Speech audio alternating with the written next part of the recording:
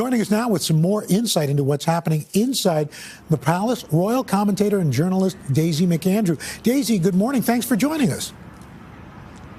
It's my pleasure. Good morning. Well, good morning. And we're going now on day 2 since that interview aired in the U.S., aired in full in the U.K. last night. Still no response from Buckingham Palace.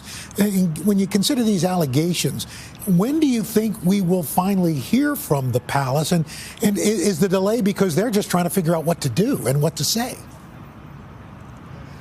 I think that final point is absolutely on the money. There were lots of rumours yesterday afternoon that the palace had prepared something of a sort of anodyne, bland statement, sort of saying, Harry and Meghan, we love you, you're still in our family, but not much more than that.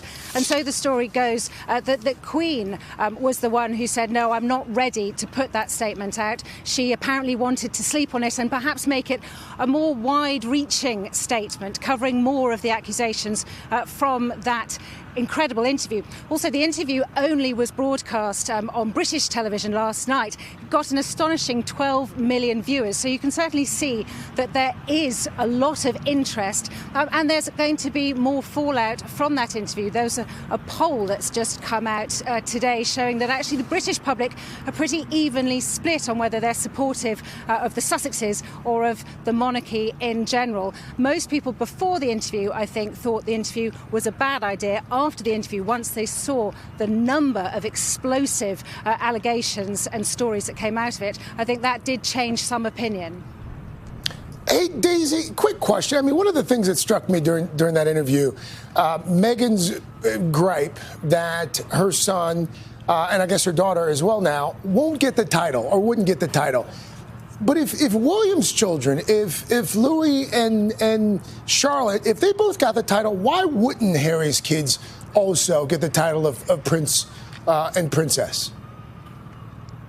I totally agree that on paper it doesn't look fair, but actually when you look into royal precedent, it is fair. That is the way it's meant to be.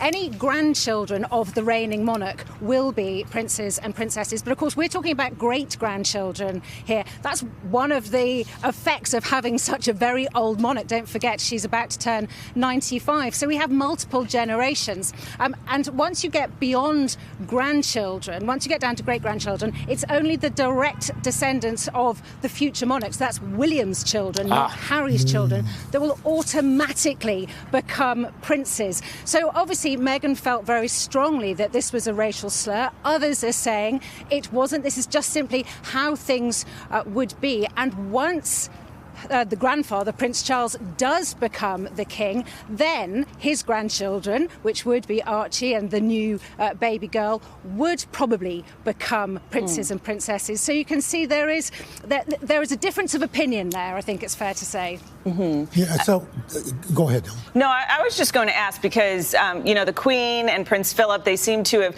gotten away unscathed through this interview. But what about Prince Charles? What are people saying, especially after hearing that he's not returning Harry's phone calls? And I don't know, maybe from our perspective, we watch The Crown too much and, then we have our own perception of Prince Charles. But what is it like over there?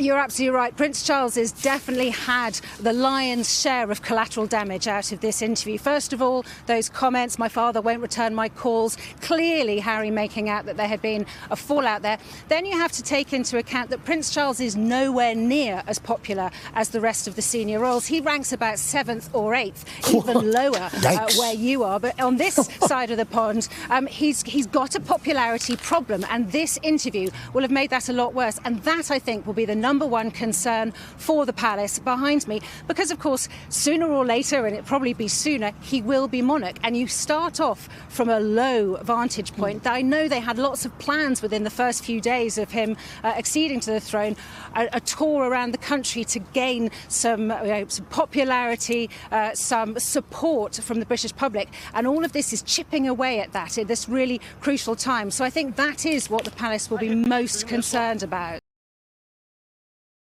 Hey, thanks for watching our YouTube channel. Find your favorite recipes, celebrity interviews, uplifting stories, shop our favorite deals, and so much more with the Today app. Download it now.